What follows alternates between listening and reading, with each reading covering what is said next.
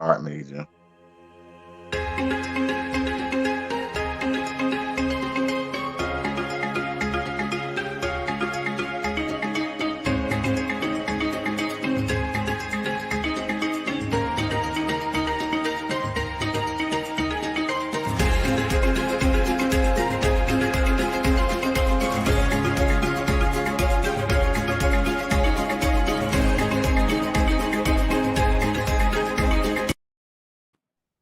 Peace, melanated family. How y'all doing this evening?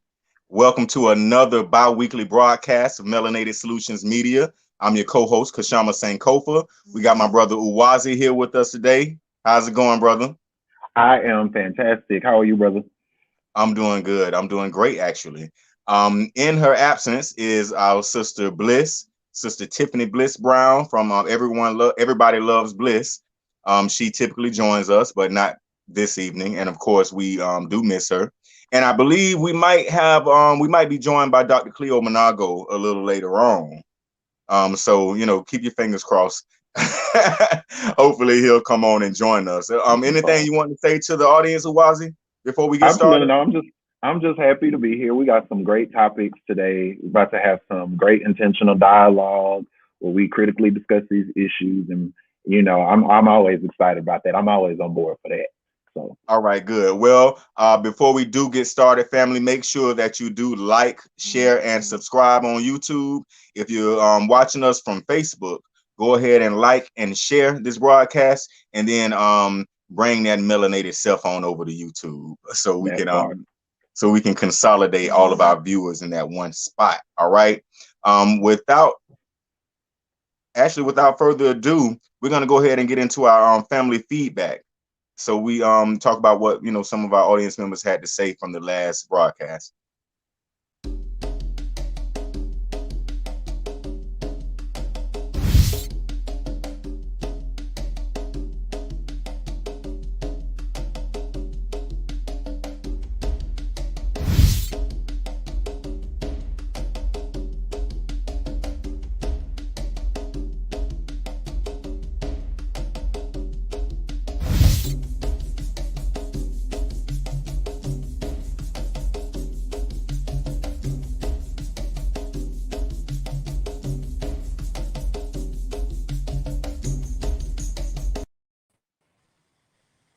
All right. Oh, whoa. Who is this? Oh, who Okay. is this? Dr. Cleo Monago just joined us, like we've been expecting. How you doing, Doc? I'm mostly good in yourself. I'm doing good. I'm doing good. We How were y'all just doing? oh, my bad. Were you saying something, Uwazi? No, I was saying I'm great. I'm great. It's good to see you. Good to see you too. Okay. And Peace D Harris is in the chat, said peace, family.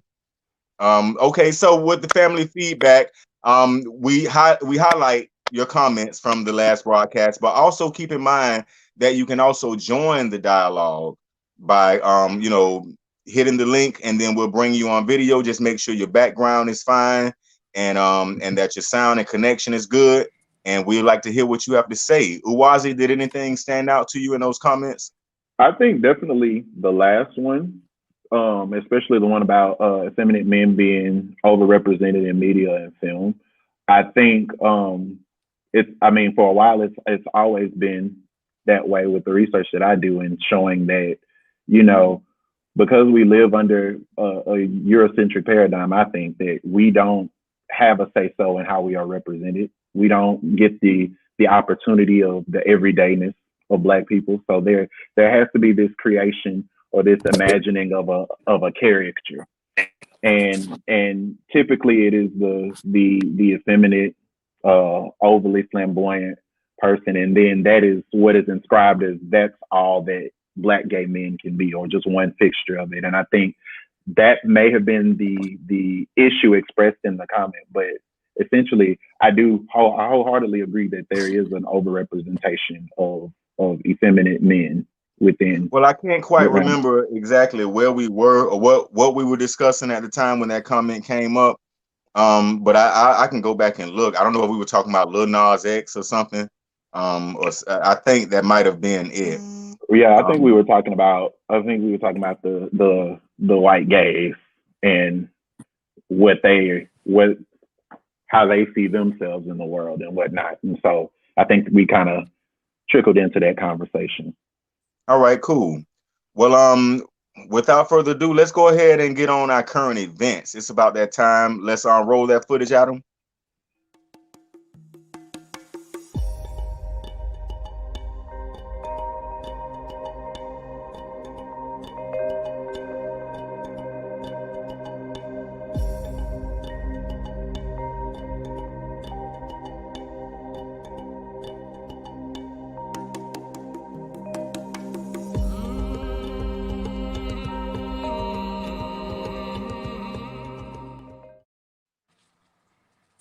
Okay, so first of all, Cleo Uwazi, did y'all know about Elon Musk and his plans to I say colonize Mars?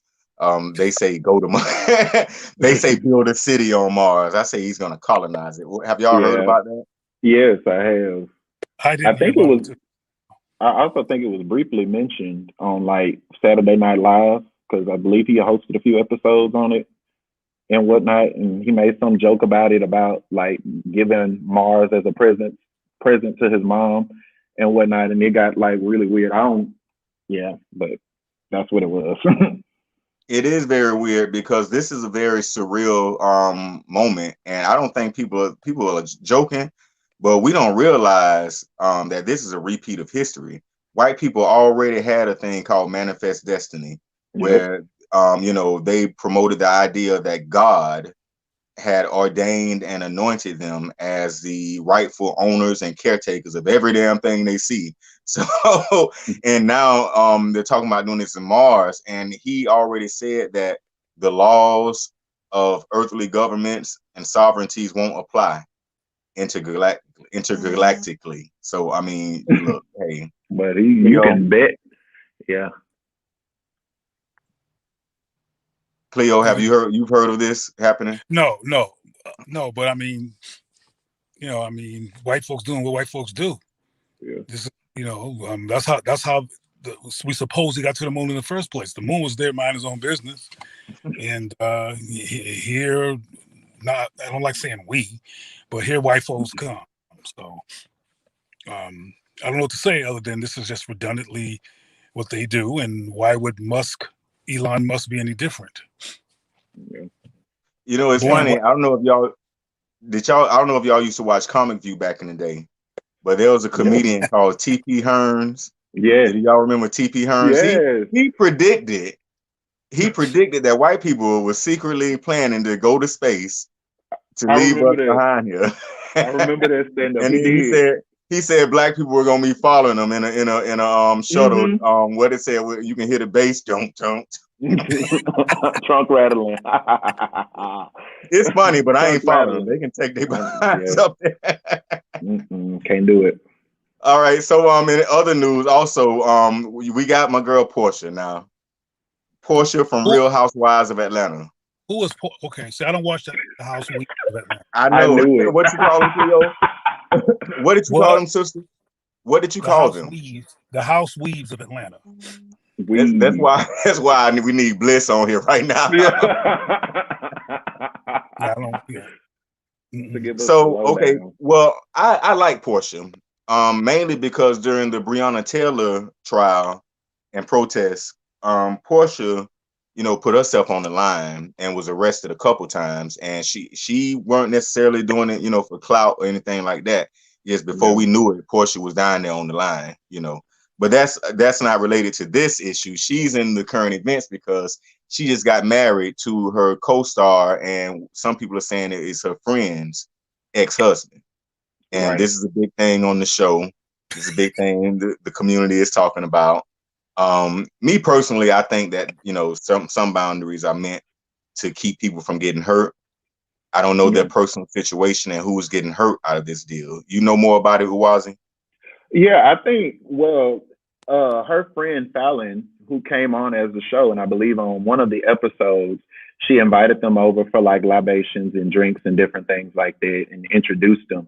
So those of us who are like familiar with the show know like, they were probably, the assumption is that her and Fallon's ex-husband were probably together during that him and Portia were probably together during that time, which is why they got engaged so fast. But we don't know if it was an amicable divorce and they were just like, yeah, we just growing apart. We need to go our separate ways. I just think like people are sensationalizing it and saying that, but I think I think like, as it's been said before, if nobody is getting hurt or anything, if y'all have reconciled with each other like that, then I don't see the big deal.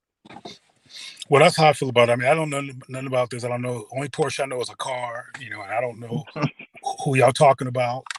But I have heard of the House Weaves of Atlanta, and I was stuck on an airplane seat next to a woman that used to be on the show, and I didn't know who she was, except I was bothered by her blonde hair, and I was looking at her sideways, and she caught me, and we had a conversation, not about her hair, but about a bunch of stuff. I didn't know who she was. I found out later from when she went to the bathroom.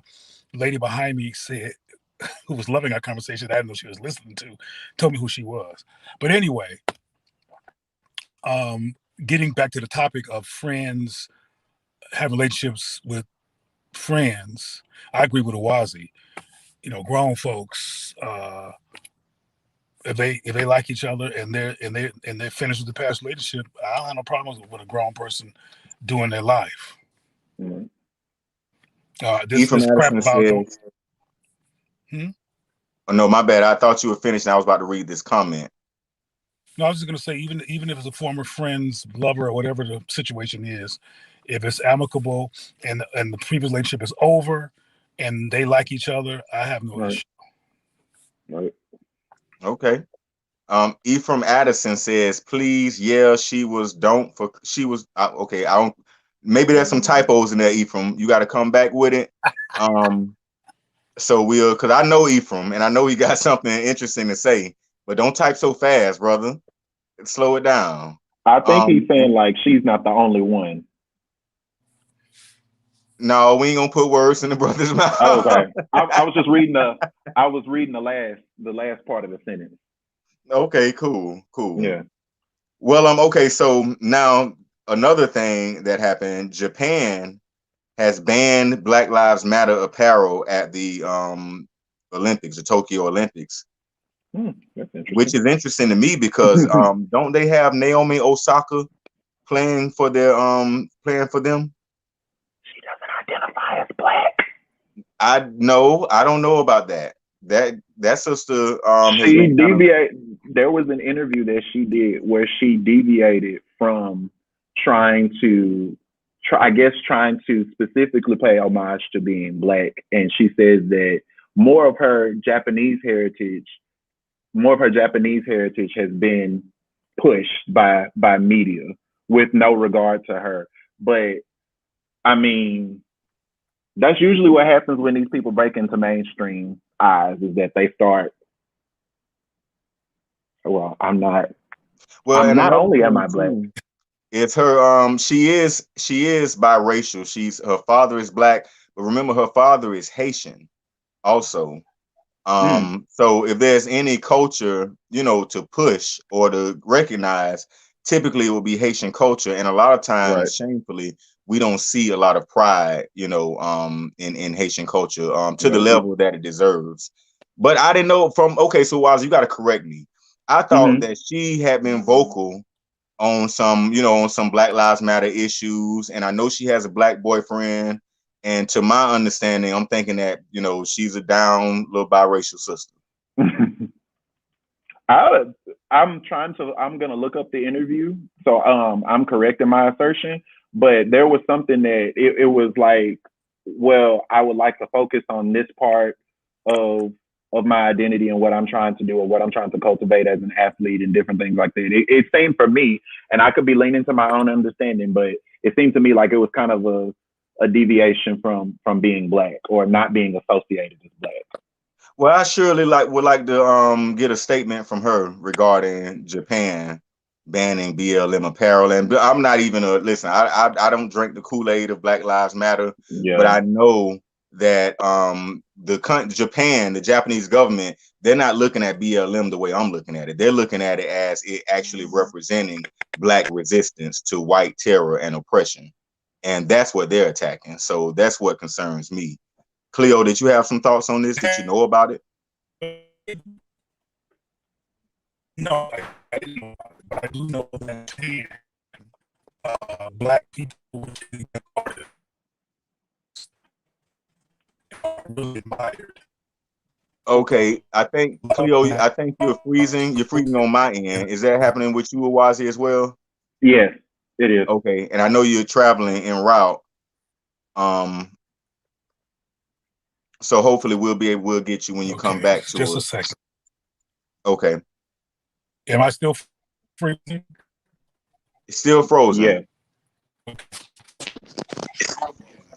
All right. Y'all carry on. I'm see what I can do about it.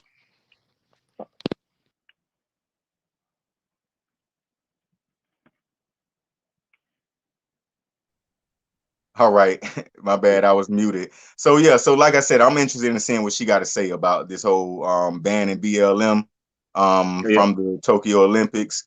Now, let's get into some of the meat before we get into the actual title discussion, because recently, Uwazi, there was this white pastor who was telling his congregation that Farrakhan has a demonic spirit. Lord have mercy.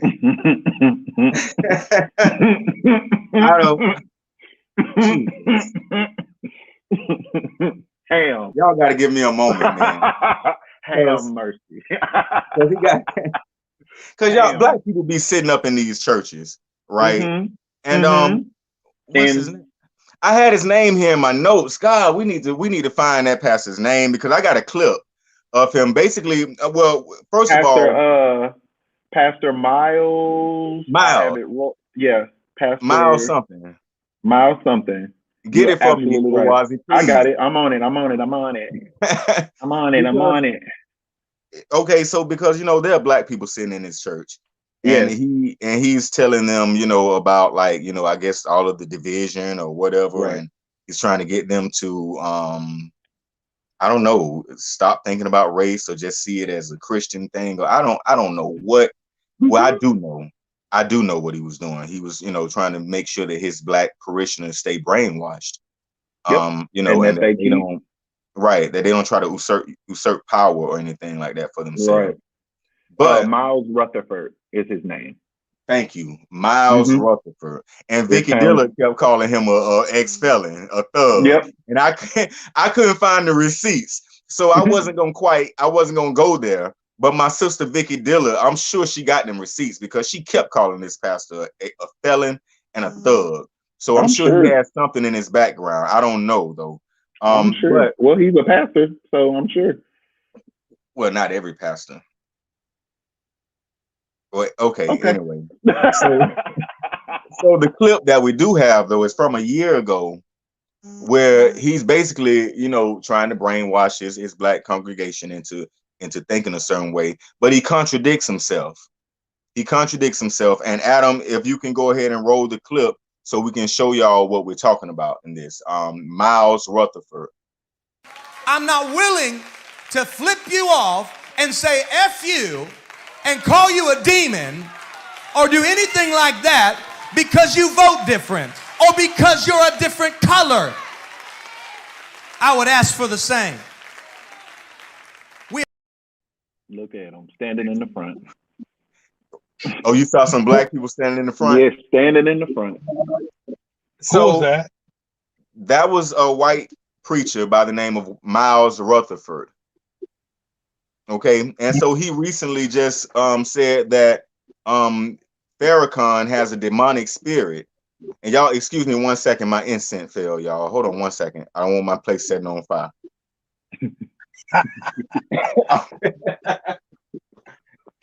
we don't want that either. We don't want that either. Yeah, I ain't playing. We don't want your kente catching on fire. I ain't new to this. I'm sure kente catching on fire. Yeah. All right. Yeah, that won't be a good look. Catching on fire in the middle of a broadcast. So he was just telling his congregation. A demon was telling the world that there's a demon. Yep. Thank you for that excellent summation. It's so on brand. So, okay, I was man. just checking out the comments real quick. So now we see a year prior to that, he's trying to tell his congregation, I guess he's basically telling his black congregants not to get upset with the white congregants because they're showing their racist politics, right? And he tells them, I'm not gonna flick you off, I'm not gonna call you a demon. And he turns right around a year later and calls Farrakhan a demon. Says Farrakhan has a demonic spirit. Why? Because Farrakhan differs from you politically? Yep. Well, come on. Wait a minute now. Ooh, let me focus here. As I said in at least one of the two previous shows, white people, particularly white men, but I think white women as well, do see black people as a huge threat. So you can interpret threat the way you want to threat: evil, adversarial, demonic, and they particularly see people like Farrakhan, or how he's perceived, as particularly dangerous, which is what demonic is really code for, because he, to the extent that he can do it, is taking black people out of the white supremacy trauma trance and getting black people to think on their feet and be awake. So that would be considered demonic to somebody who's white affirming and pro-white, and who needs black people to be stupid to help fill up their coffers. Right. So I think it's important to look at this stuff from a perspective of walking in their shoes, not being in their shoes and not agreeing with their shoes, but seeing where they're coming from. So black people can understand that this is not simply name calling. This is a strategy. Calling Farrakhan a demonic is a strategy, because no one's going to get up on a pulpit and ask him to prove it. It's just innuendo and rhetoric. Right. And I mean, that's why somebody did. Oh yeah, what was his name? Somebody black just affirmed Farrakhan. We're gonna get into that. And y'all know what happened. Yeah, we actually that's part of the title discussion. So we're gonna get into that, and I definitely want to get more of your insight on Farrakhan, because we're gonna delve deeper into the issue with Farrakhan, because Farrakhan's name is like Mufasa. Ooh. Yeah. For my Lion King fans out there, like, you say Farrakhan name and ooh, damn, it's like, things, the whole building shakes and people start. People leave conversations if you say Farrakhan. Yeah, so we're gonna get into that. Last on our events, we do have a brother down in Tampa, Florida. That brother has been charged with murder after defending himself from an anti-black racist attack that took place on his job. I'm gonna go ahead and find that brother's name real quick. So basically, this customer, white customer, of course, came through and was upset about whatever, and he came inside of the restaurant, kept hurling the N-word and got aggressive, and basically was aggressive and threatening to this brother as well as the rest of the employees, and he punched the man. He simply punched him. He didn't shoot him. He didn't deliver any deadly force, but the man later died. And so right now he's being charged with murder. And the narrative is not, when Florida is, don't get it wrong, Florida is a stand your ground state. You have the right to take a soul off this planet if they coming at you wrong and you feel like your life is threatened. That's the law in Florida and in plenty other states. You can take people up out of here and it's legal. So with him, he didn't even do that. He delivered a force which was an equal force basically. And the man just happened to die because he was 77, but he knew he was 77 before he did what he did, of course. I don't know if y'all heard about that at all. Yeah, I heard about it. I talked about it on my page. And he's a young man. He's like 27, I think. Yes, he is. And what I mentioned was that a lot of black people, in this instance, black males, are walking around with tick boom syndrome, about to go off, because of the perpetual assaults on black people, the perpetual murders of, like Ahmaud, the brother who went for a jog and was attacked by a white boy, white brother, white father and son, and murdered the dude. And there's a cumulative effect of constantly experiencing this. And before the videos became mainstream, Black people, I know I've experienced it, maybe you brothers experienced it too, get followed around the store, looked at sideways. You go into Asian or white or so many stores, and you're just trying to shop and get in and get out, and you looked at all crazy. There's a cumulative effect that can get on your nerves.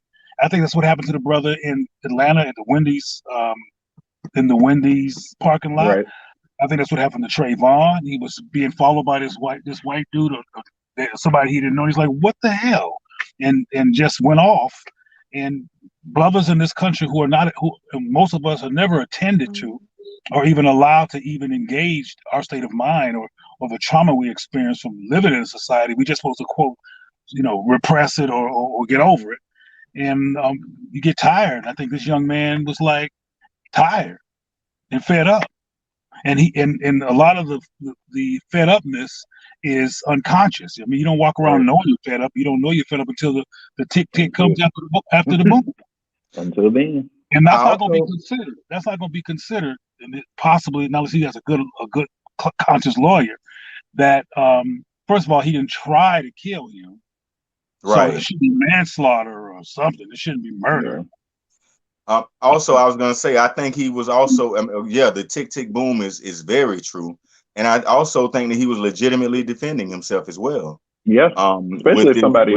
Because think about the level or how out of touch, with reality you got to be to jump out of your car and walk into the restaurant, raising hell and calling people the N-word. Right. There's a lot of people with anger problems and stuff, but they don't even do that. They don't even do that. So right. Yeah, I think that man, if he had been allowed, he would have. Huh? There's white tick boom too.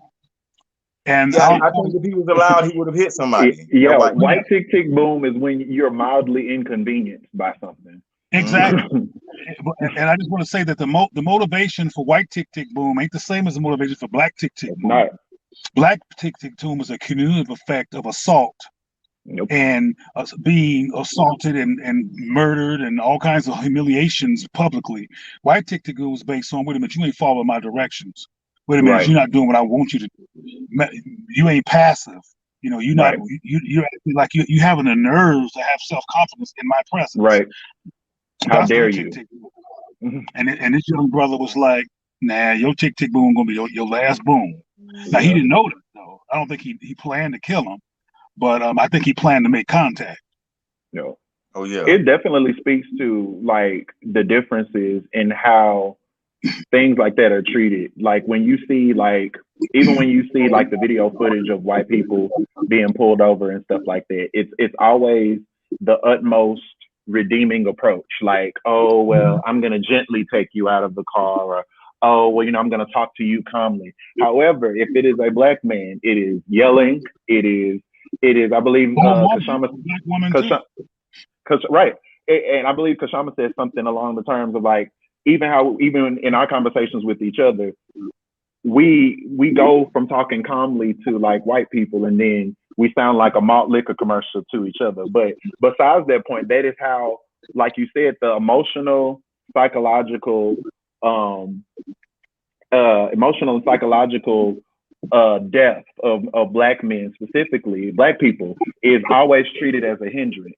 And so even with Florida being a stand your ground state, it also looks at the fact that Dunkin' Donuts can go and say, hey, this is bad for our business. First of all, Dunkin' Donuts ain't even that good, but this is bad for our business. The fact that somebody got murdered at one of our establishments, one of our franchises and different things like that, that's exactly how it's going to be spent. And I'm sure because Dunkin' Donuts is a white corporation, they're going to step in and have something to say or issue a statement about it. That doesn't include those facets of the fact that this man came in here, verbally assaulted this man, verbally assaulted everybody, and came in and threw a white temper tantrum, as white men always do, when we don't even know what happened. Did they get the order wrong? What happened? But he just came in there raising hell. Well, he so not to stay on this too long, but he was doing so much at the actual window that he was asked to leave while he was at the window, and then Well, he there it decided is. to come in after he was asked to leave. So he was trespassing. But this gets the angle that I'm seeing though, Uwazi and Cleo, is it gets us into the title discussion of this political buck breaking, because the idea is that black masculinity or any type of semblance of black power, or as what Cleo, what you said earlier, have like some type of nerve, or confidence, or any type of entitlement, or hell, even just a basic opinion, as we shall see. As you mentioned, Damon Johns with the simple tweet praising Farrakhan funeral speech at brother DMX's funeral. A simple opinion can get you attacked, can get you canceled, can get you dragged out on an apology tour, and you name it.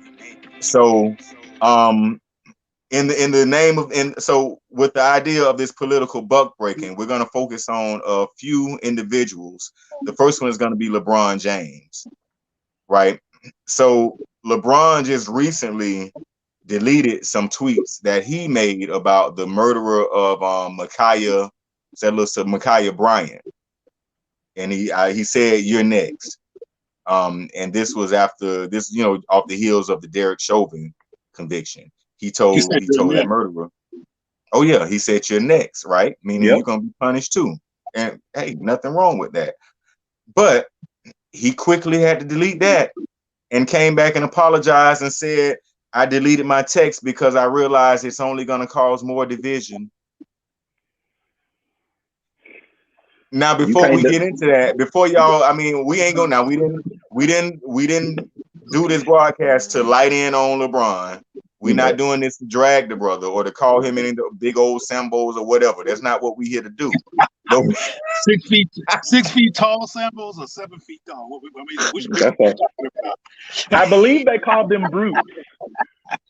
But but before we even start in on that, remember, he was spearheading the NBA boycotts, and then he was magically Obama, the magic Negro whisperer, supposedly called him. I think he threatened him. They say he he talked them into ending the boycott. I think he threatened them. I think he said, "Hey, y'all don't stop this. These white folks gonna do this and this and this and this, and they sent me to tell you." But that's just my opinion. However, they ended the NBA boycott off because of what? Like for nothing.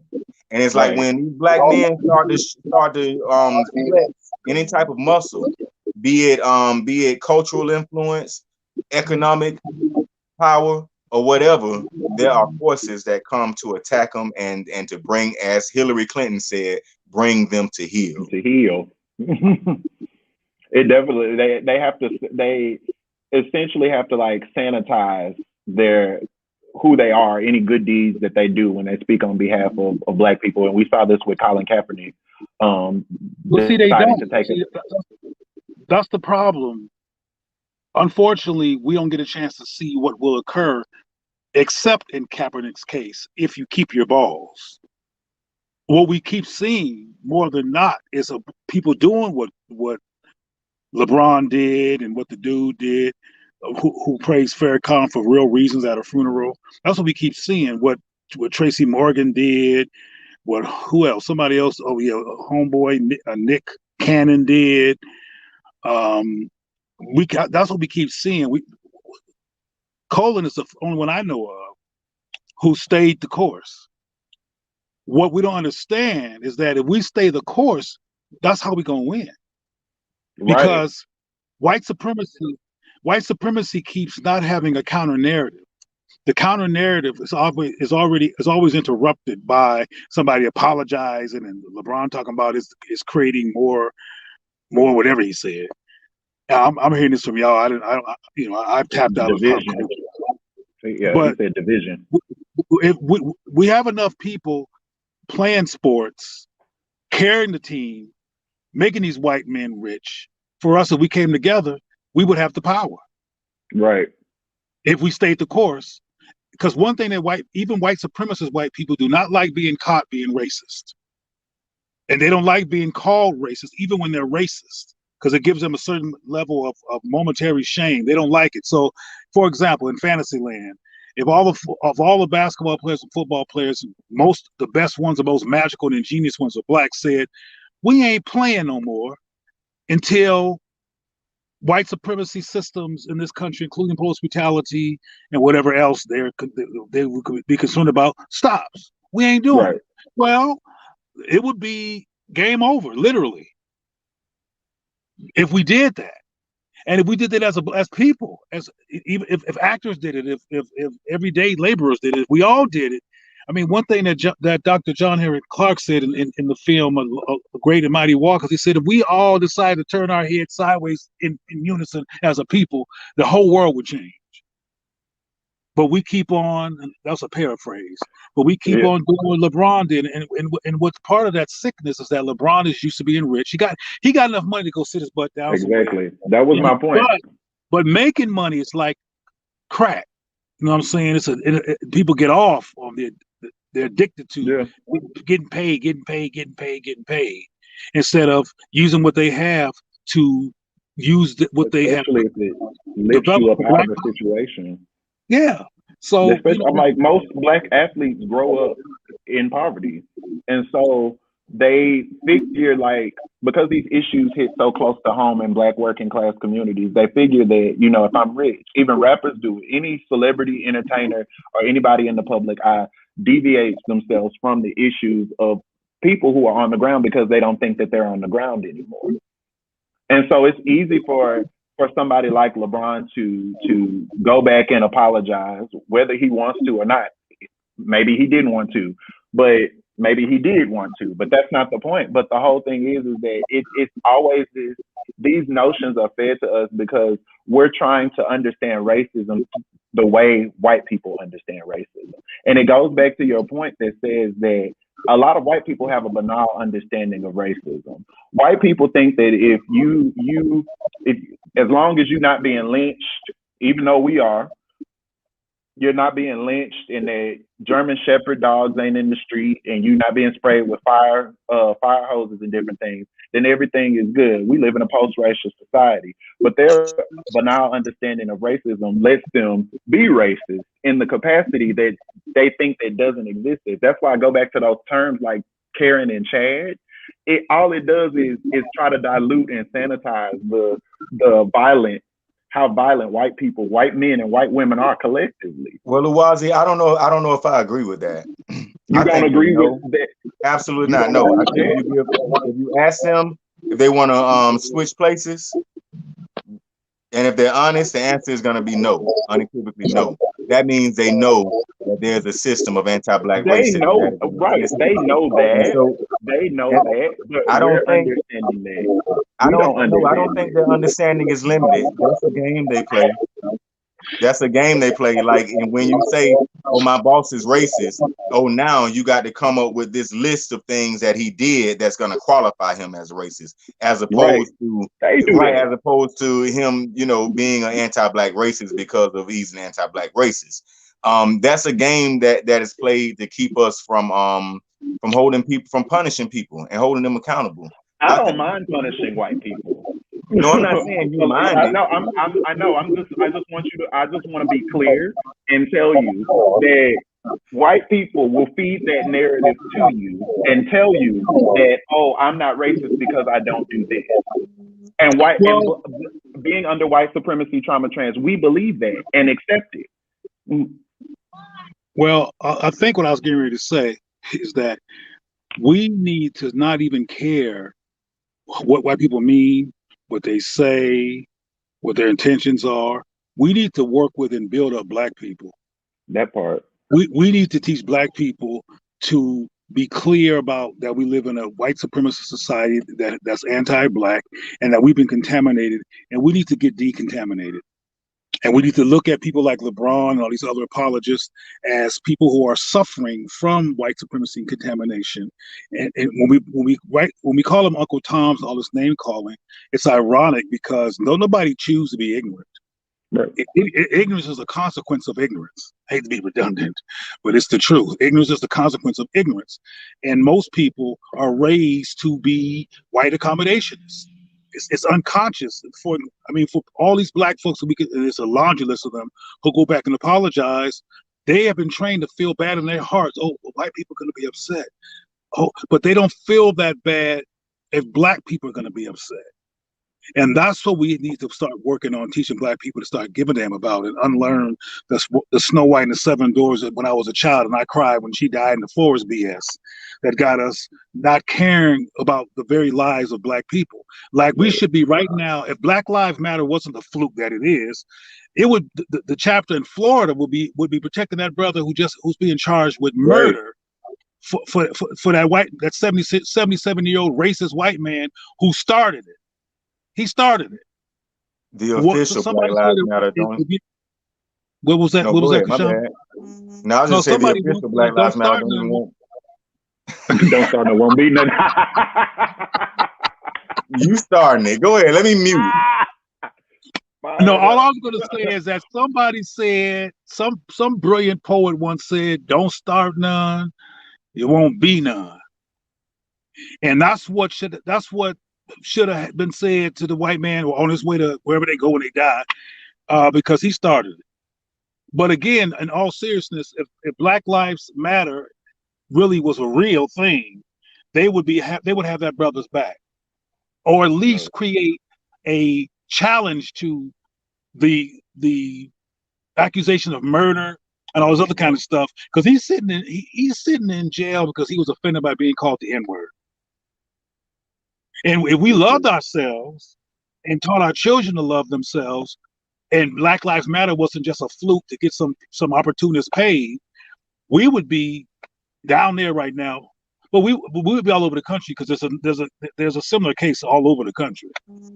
But anyway, I was gonna say the official Black Lives Matter. This is a side note, but they don't even want black men around. If you read their mission statement, but I mean, but Cleo, you said something earlier.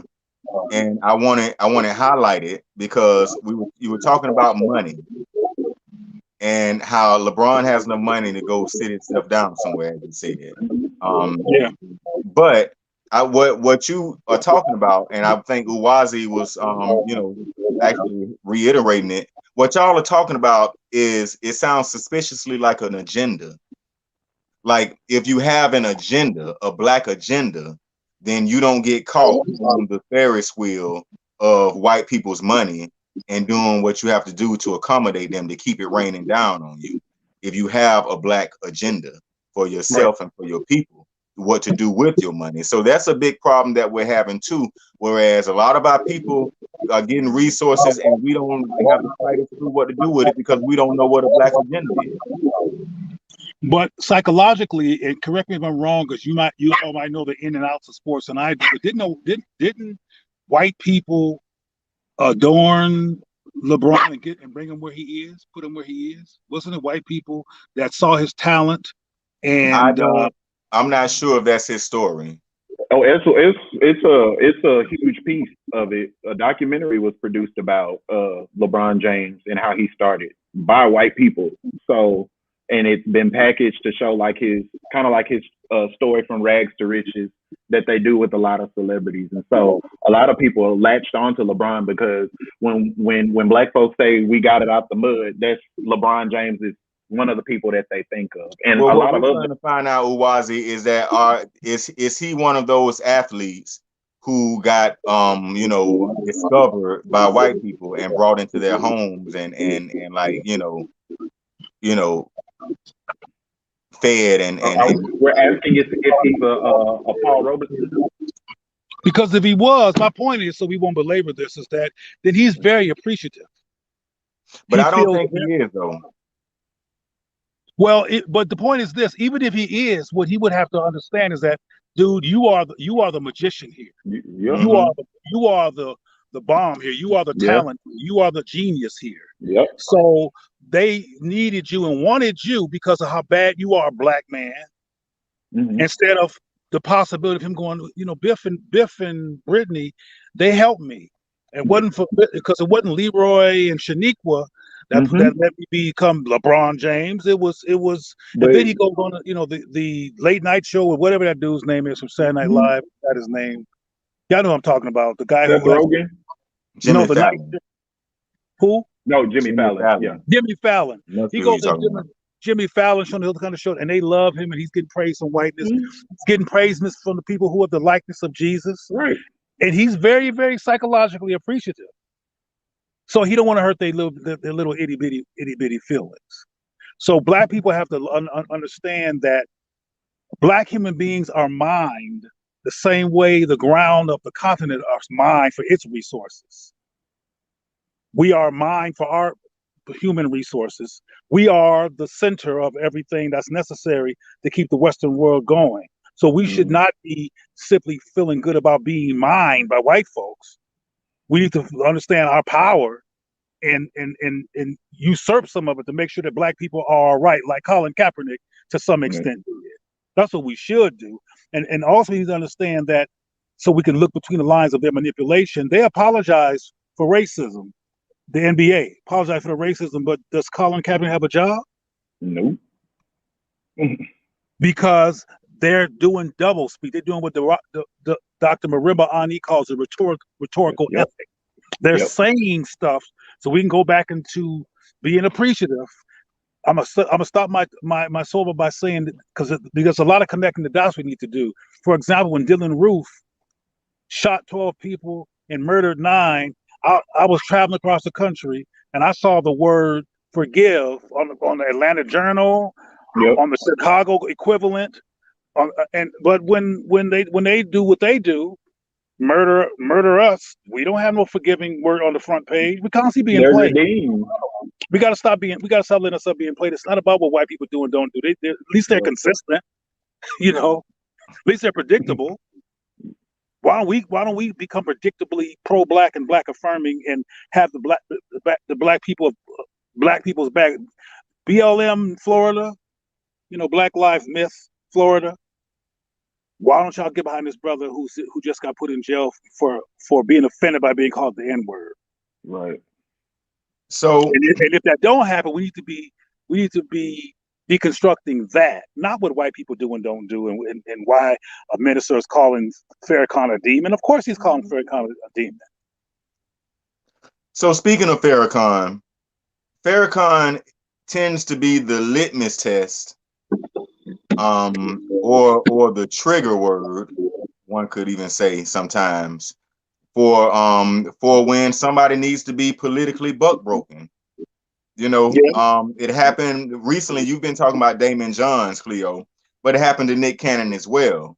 Now, Damon Johns simply tweeted an affirmation of a Farrakhan speech that was given at a funeral, and Nick Cannon also went in to defend Farrakhan against accusations that he was anti-Semitic. Yeah. And Damon Johns, he bowed down real quick. He deleted his tweet and apologized and said, "Hey, I distance myself from Farrakhan. My stepdad is Jewish, and and blah blah blah. And I hate bean pies too." He didn't say that. But the next time, see, this is what. So we got to start guiding black people out of the trance. Because the next time, Nick, in case you're watching this, and that other dude, whatever his name is, Dash, whatever, ask white folks, what do you need? What ask them to be specific. Okay, Minister Farrakhan is anti-Semitic. How? Give us, instead of running away with your tail between the legs, making white folks happy, ask them, what do you mean? Can you be specific, please? Are you talking about when he said that Jews and other chosen people? Because they're not. They're no better than nobody else. So what are you talking about? See, we don't never make them have to be responsible for what they say. We just run and jump because we've been trained to. But I'm gonna tell y'all why Minister Farrakhan. Well, let me just ask y'all this. Let's instead of me running my mouth, why do y'all specifically believe that Farrakhan is the litmus test, as you just said? I don't believe it. Why? What happened? I mean, why Farrakhan? Well, I said it, so I don't know if Wazi agrees that he's. I don't agree. You don't agree? Well, I think there are several reasons Why? But I think Farrakhan is he's a threat. He's an international threat to global white power, or the narrative of global white power's legitimacy through the illegal state of Israel, as well as the treatment of Black people here and across the world. He's a voice that goes so much deeper than just the struggles, not minimizing our struggles here on this country, but it goes so much deeper than just the domestic struggles of Black people in the U.S. Farrakhan speaks to a much deeper question of world domination by whites, and the question of the Jews, of course, too, which is very, very, very sensitive for them. Well, Wazzy, what's your perspective? I always undress the icons, so I don't use Farrakhan as like the graduated cylinder of the litmus test of who is qualified to speak on anything, or who has the best perspective, who is Blacker than thou, or anything like that. There are other leaders who have come and gone, and there are leaders who are still here with us today. So I don't. If you know Farrakhan and if you read or anything like that, or have access to what Farrakhan, who Farrakhan actually is behind the scenes. I'm not here to discuss his character deficits or anything, but there's some things that don't sit well with me, that don't sit well with my spirit about Farrakhan as a leader. But that ain't the question, Wazzy. The question ain't how does he feel, how does he sit with your spirit? The question is, why is Farrakhan a person that is getting all these people in trouble? He has a platform. He has a platform. He's a part of the Nation of Islam, which has been around forever. And of course, people are going to gravitate to it because he's saying stuff that makes people feel powerful. Well, Black Let me people say something real quick, because I didn't mean he's an actual litmus test for who's the most revolutionary, who's blacker than now. No, I'm saying he's a litmus. No. He's a litmus test for white media to see who they can control and who they can get to bow down by dangling Farrakhan in front of them and saying, "Hey, which side do you stand on?" And then those who are not trying to accommodate whiteness, and those who have their own agenda for black empowerment, they are not going to bow down and rebuke or cancel Farrakhan because some random people, faceless people on Twitter said something about it. So no, I don't look to Farrakhan as the greatest Black leader at all. No, that's not what I meant as a litmus test. So if you can take that information and go with it, Well, my perspective, and is based on. Well, I don't want to act like I'm trying to defend my perspective, and I'm not. I'm just being factual. What was that, Wazzy? I'm saying I'm sorry. I'm reading the comments, and it's just like I mean, I'm trying not to take it out of context, but I know who I don't know who Farrakhan is, but I've read enough to know about Farrakhan. That's my issue. So maybe that's something different than what we're discussing, but it's just like there are other Black leaders. Okay, well, but that's not. But we need to have that conversation because I think what you're hinting at, Uwazi, which I think would create great tension in terms of disagreement for our audience to witness, which I think is a good thing. I think they'll like it. I look forward to that conversation, but I want to make sure we don't lose my point right now in terms of why I asked that question. Why is Farrakhan? Why is so many people, including currently and then as far back as Arsenio Hall and other places, had to lose their white positioned gravitas because they created a space that affirmed the facts about Farrakhan. I ain't talking about any truth. What happened recently with whatever Dash is his name is that he went to a funeral and actually saw a real testimony about BMX that moved him. It really occurred. He was really moved, and this was a real experience. When Arsenio had the minister on his show, the minister for the first time back then was in a mainstream platform, unedited. Right. not his words thrown together by white folks and taken out of context so he could look like the devil. He was able to sit there and represent himself, which they don't want. They don't want even me. When I'm the on, same though. What was that? It was this, but the whole platform. But that's what it's constructed. Like even if we're talking about political buck breaking, even black men coming together, or two having a black man with a platform, and then another who is considered a political figure, having a conversation about their beliefs and different things, it's always questioned or interrogated. But if you look at, like, let's say, let me go back in time, Phil Donahue. Phil Donahue had Farrakhan on his show. He had Huey P. Newton on his show. He had Khalid Muhammad, and nobody said anything. So I think that goes back to what Kashama was talking about, the litmus test. And that litmus test is presented to us on these large platforms that says, oh, well, you know, we got to handle you, a black person like this, a black person similar to Farrakhan or Khalid Muhammad. We have to handle you. There are other black people who are under white supremacy trauma trends, and they're like, oh, well, that's the type of black person we need to handle with a long handled spoon, instead of it being the black person that we should gravitate towards too, collectively. Before we bring we want to let the audience know that you can tune in, but before we do, we want to wrap this conversation up, and we do have a special tribute to do to my brother Paul Mooney, who recently transitioned and joined the realm of the ancestors. But now we don't want to stifle this conversation because it's needed. No, and we don't know. There's no rule written that we got to end at 8 p.m. I mean, that part. So, but what I would say though is that because first of all, I've watched those Geraldo and Donahue, all of those shows. Donahue, they brought Farrakhan and Dr. Khalid on with the specific agenda to attack them, and with specific questions to undermine them, to twist and wrap them up. That's not the same thing as what, but you, and I'm glad you brought that up. That's not the same thing as what Arsenio did.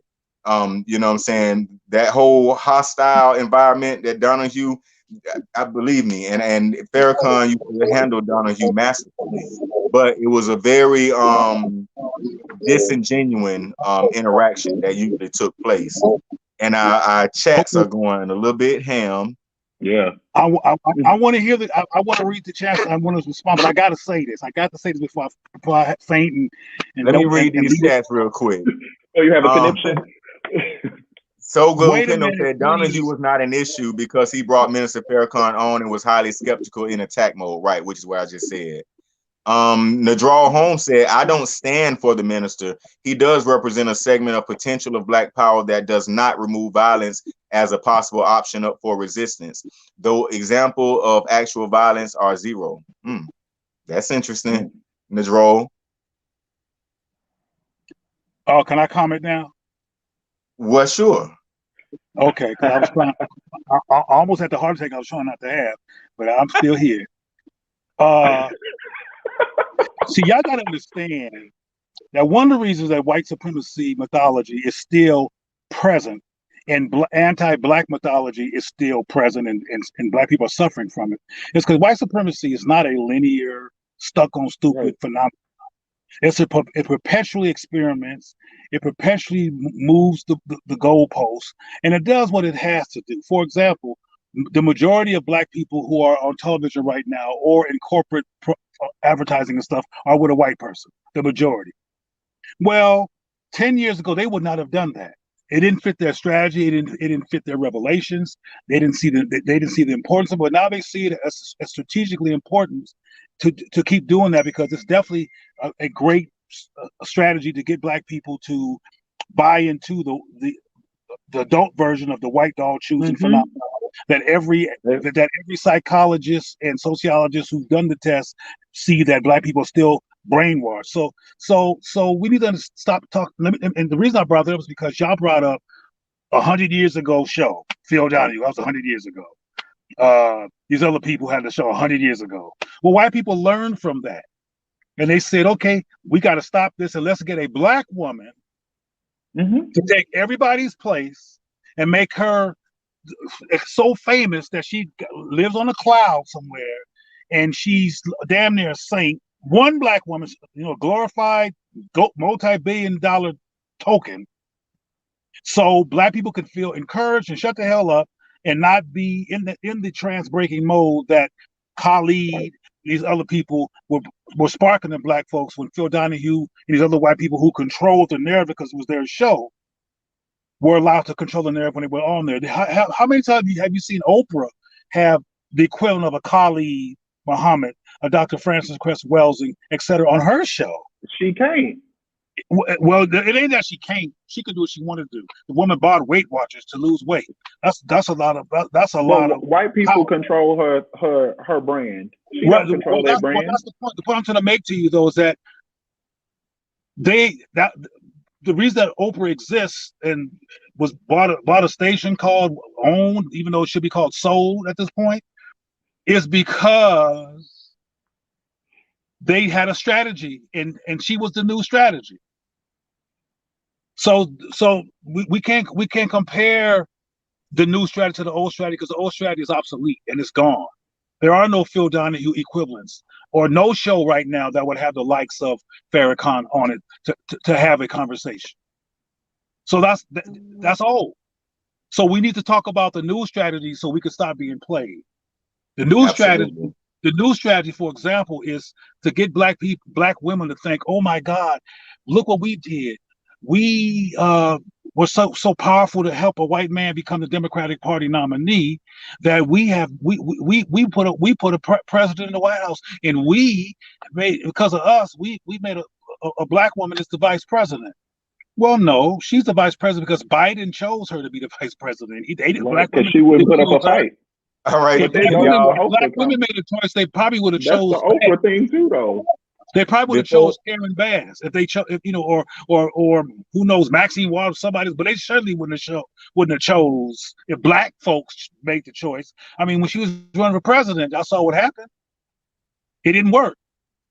So we have Madison joining us. We got to stop defaulting back to old strategies that white people don't use no more to make a current point.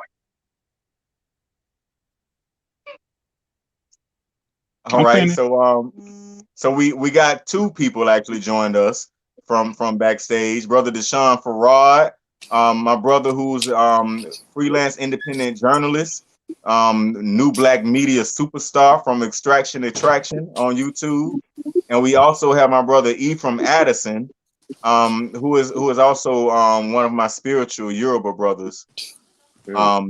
So what's up, y'all? Let me hear what you got to say. Who popped up first? I think I saw Ephraim first, and then we'll get to you, Deshaun. Okay, can you hear me? Yeah, we can hear you, brother. What's on your mind? Okay, cool. I just want to say good evening to everyone. Thank y'all for allowing me to come on. Basically, well, first I just want to respond back to what I said about Miss Portia down there in Atlanta. My fingers kind of fat a little bit. That's all that I guess you could say, quote unquote, COVID-19 eating. So put on a little bit of weight. But anyway, to make a long story short, basically what I was saying, and this pretty much ties into everything what the three of y'all are saying about political, butt breaking. From what I'm seeing as an outsider looking in, because I'm the type of person that I'm very neutral. Like with everything that's going on in today's society, I'm not feeling it. So therefore, I can only speak for me. I can't speak for the four of y'all, but I can only speak for me. And I'm hoping that the four of y'all can pretty much listen to hear, where I'm coming from with this. Basically, I consider myself to be a critical, independent thinker, meaning that I'm not going to pick and choose a side, because you got to have balance. I'm all for, having balance. Balance between what? And balance between what and what? Basically, balance within today's society, politically in today's society, balance within the overall structure of, the Black community and what goes on in the Black community.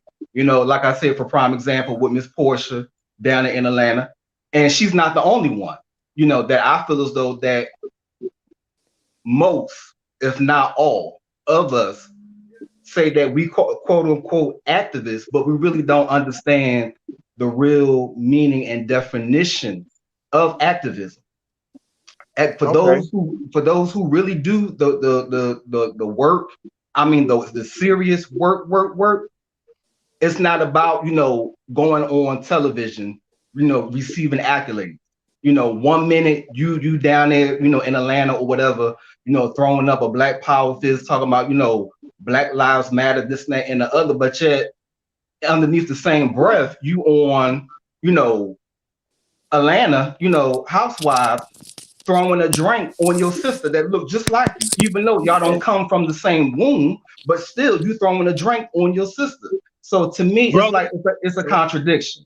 Brother, you said a few things, and I don't know if we have time to, because it was a whole lot, but you started talking about neutral, and I asked you, and did you talk about balance? And I asked you balance between what and what, and I didn't get a clear understanding of who the what and what the balance was in between of. And then you mentioned the house weaves and the people on that show, and throwing drinks on each other. And some people say they're activists, and they're not really activists. That's a whole lot of mixed stuff. I'm trying to figure out real quickly, because we got to go to Deshaun. What is your main message? What is your central message? I don't think I'm trying to do a mixed message, but for those who, I guess, trying to understand where I'm coming from with this, basically what I'm coming from is that if you are okay, like I said, for me, I consider myself. I think I understand what you were saying. You're saying that there's some hypocrisy in Portia. You're saying that there's some hypocrisy going on. Not just with her per se, but I'm just using her for an example, as with, you know, with the Jesse Jacksons and the Reverend Al Sharptons. I got it, but we are pressed for time though, so I don't want to keep. I do want to give Brother Deshaun a chance to speak. No problem. And I got the meat of what you're saying though, and I do want to thank you for tuning in as well as for calling in and joining the dialogue. Right, no problem. Sure, anytime. Yeah, definitely. And Brother Deshaun, what is it? I think I kind of know what you came to speak about, but please give us in your own words what's on your mind, brother. Well, the thing that frustrates me about our people across the world is that what we keep forgetting to realize is that white people or white races or those who advocate the myth of white supremacy within the white world are very consistent. And that's right. The thing that sickens me is that we are always surprised every time white folks act up. So, you know, we mentioned Minister Farrakhan. Minister Farrakhan has said, if you don't know who you've been dealing with after 400 years, there's really not much that, you know, that we can help you with. You can't tell them. Okay, so what we need to be doing as people of African descent, I think we need to be, of course, re-examining the programs of Marcus Garvey, Richard Allen, the Honorable Elijah Muhammad, the founders of the Provisional Government for the Republic of New Africa, Omala Yeshitela, and begin to talk about, you know, leaving this place, separating and forming an independent nation that we can call our own, because something that Marcus Garvey said that Cornel West actually has quoted often. Garvey said that, and I'm paraphrasing, he said the Negro, but I'm going to say Black people will never find justice in the white man's society. And we see, and as Cornel West said, Garvey has yet to be proven wrong. So that's what I wanted to say. You know, stop being surprised whenever white folks go off like that. We've been dealing with this, and you know, if a white person, you know, does something crazy, it just sickens me how we're just in awe. Oh my God, how could they have said that? Oh my. So okay, that's all I had to say. I don't like being long-winded. All right, thank you. Thank you for that Dr. Khalid impression that you gave. Yeah, that was funny. You said I was imitating Khalid. No, it was like it put me in the mind of Dr. Khalid. You know, he used to do the best impressions, man. It was so funny. But yeah. Oh my God. Oh no, I couldn't. Wait a minute, listen. I could have went Khalid, but it might scare some of the viewers away. You know, I prefer to be. You know, I was trying to be diplomatic, Minister Farrakhan. But if I went Khalid, God damn it, kill every. Oh, I'm sorry. All right. I can't kill every last one of them. I certainly want to thank you two brothers for coming in, man. Y'all have topped the show off pretty good. I appreciate that. So we do want to, like I said in the beginning, we want to pay homage to Brother Paul Mooney, and we were actually going to do this in the middle of the broadcast, but the discussion was just so good, and we do have Cleo Monago here. We don't have him with us on every broadcast, so we kind of take advantage of him when he is around, and I don't want to stop him too much when he's on the roll. I do that enough. I'm sure y'all see, but we got a special treat for y'all. Adam, if you can roll the clip of our dearly departed brother. And you white people that are here, while I have you here, I want you to stop this ghost stuff. TV, you're obsessed with it. The ghost channel, celebrity ghosts. The ghosts touch me, I slept with the ghosts kiss me. Real ghost stories.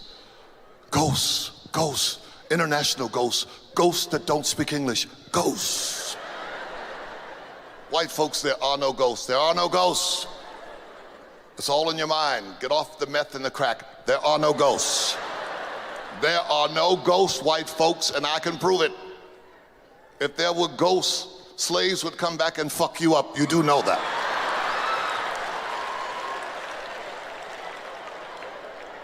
Oh, only the white ghosts get to come back. You black ghosts, sit down. You don't get to go.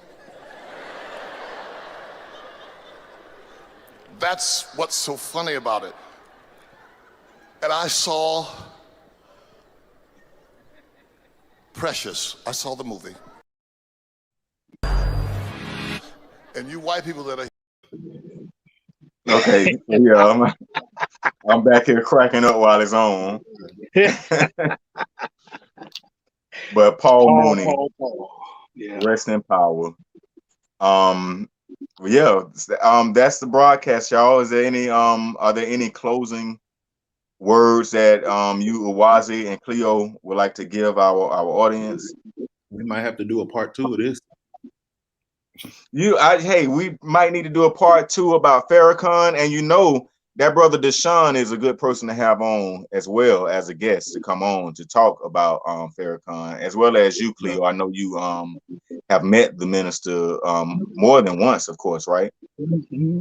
Yeah, and spoke at the Million Man March. So we there needs to be an unpacking of our brother Farrakhan, and I think we can do it.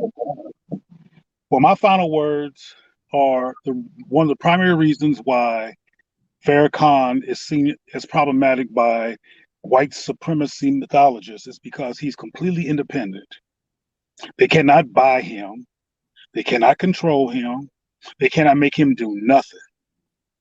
He's philosophically, economically, and conceptually and paradigmatically independent with his own system. And most of the black people in this country who have any name recognition, that's not true. The rest are bought and paid for, graduated from white supremacy university and got a PhD in self-hate in many cases, and they can be played and made to apologize and buck, dance, and all sorts of kind of stuff. But Farrakhan is not on the scale of buck dancing nowhere. Period. And because he is not in the buck dance category, anybody who affirms him might follow him. So they're made to feel second guess that they've done that as quick as possible so they can go back to bucking, because Farrakhan don't buck. And you can't make him buck, you can't buy him. They don't own him. They don't own him at all, period. He's completely independent of them. And he, like Prince, which is another story in terms of Prince's development and how he became under the fro that he had and what became his last days. We got to talk about why power is offensive, and then not give a damn that it's offensive. Well, that's all for now. Y'all heard it. So with that being said, this has been another Melanated Solutions Media broadcast, bi-weekly broadcast. I want to thank all of our melanated family. I like to call y'all our melanoids. We want to thank you all for tuning in, and hey, join us next time. Ashe, good night.